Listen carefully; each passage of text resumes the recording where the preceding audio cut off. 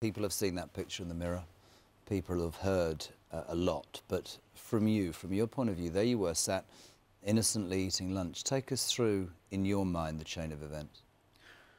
I was with a group of friends. We were sitting upstairs on a first floor balcony, just on La Rambla, but just set back a little bit so you could see the La Rambla itself. We'd just finished lunch.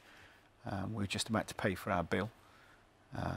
And all of a sudden, you hear this screaming and you hear thuds, and this van comes into our view. There's about a 5-second clip of it. And as it comes straight down, it's just hitting people and sending them flying up in the air, and basically like clothes. And at that point, you're just trying to think, what have I just seen? But straight away, I knew that what happened. This was a terrorist attack, and I knew I had to do something. I didn't know what, but I had to do something. So I ran out onto La Rambla, and as I looked left, there was bodies strewn left and right. And then I turned to my right, and again there was bodies left and right. But in the middle of La Rambla, there was a child. And when I saw that child, I was instantly drawn to that child, and I ran to that child. I didn't know it was a boy or a girl. It was a boy. By the time I got to them, it was a boy. I recognised that. Obviously quite badly injured. And I checked for a pulse. He didn't have a pulse. I put my hand on his back, and he wasn't breathing. And all I could do then was just sit with that child.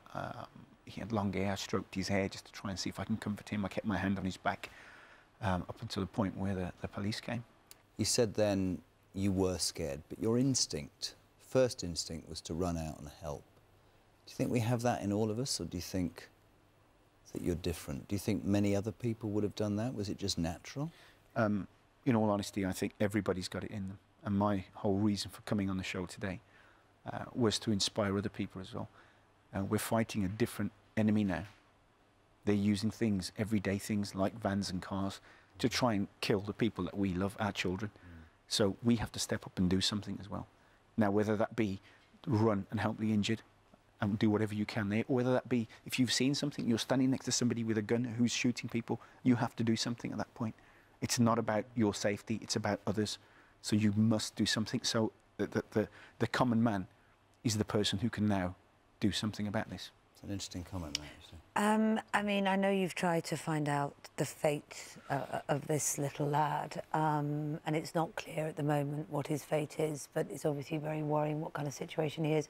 I just think that, I can't speak for the parents of that boy, but if it was my little boy, I would love someone to be there in that situation. I think it's a wonderful thing. I'm sorry, it's very like me. Got quite emotional. I think it's amazing that you did that. How has it affected you? How has it affected you? Right now, I don't know. I think it's probably a little bit too soon. I'm still, it's very surreal for me. I think the last couple of nights trying to sleep, it goes around in your head. So it's something I will never forget. It will stay with me to my dying day. But again, you know, I'm proud that that happened. It's not just the images, Harry, that you saw. It isn't just the action. I mean, I know you went and you had to take refuge in a pharmacy, and you met a woman there, I think, who'd broken her leg, and she'd lost a child, and there's that thing in your head, were they connected or whatever? You were taken away from the carnage, and dealing with it is incredibly difficult. We hear about all sorts of, you know, troops coming back from war, and I know you're talking to people about that, and you must do that because those images will continue to circulate, won't they? Yeah, that image on the front of the mirror, every time I see that for me is quite harrowing because it takes me back to that particular spot. Makes you think about you got kids as well. I have, yeah, at the same age. We were in Barcelona the week before, celebrating both my boys' birthdays. My oldest turned 19, my youngest turned 8.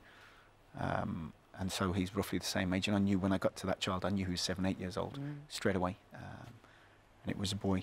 But no, it's always going to be difficult. But again, the whole purpose is that we have to do something as a common man. You know, we've got an enemy that now is using everyday tools.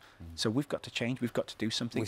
We said yesterday, you know, how do you legislate against somebody who flies into a building, walks into somewhere with a vest? And maybe you're right. Maybe there's a lot to be said for not people rising up, but doing things in the face of adversity like you did. Well, that's how we deal with that situation, is the common man has to wake up. We can't walk around with blindfolds on anymore.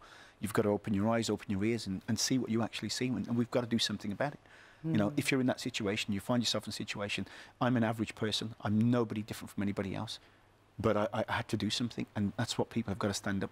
You know, we've got to protect our loved ones. What do your family feel about this? Because they, in a way, must have worried for you, because as you say, you didn't know if there were other attackers out there, you didn't know what's happening. Were they worried for your fate in the situation?